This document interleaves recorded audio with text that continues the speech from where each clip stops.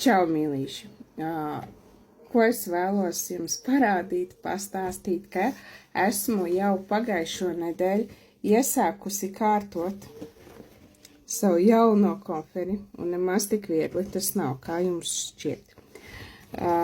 Es viņu pārlasu, es viņu sakārtoju tiešām tā, lai viņā ir smuki pēc kārtas daudz maz visi aromāti, jā.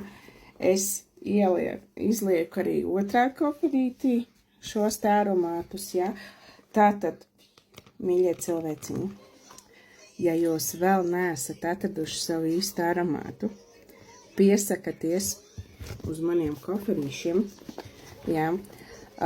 Viens man jau ir salikts stāv, varat pieteikties, izsūtu arī ar pakamātu, ja ir nepieciešams, un varēsiet izsmaržot veselu koferīti, lai top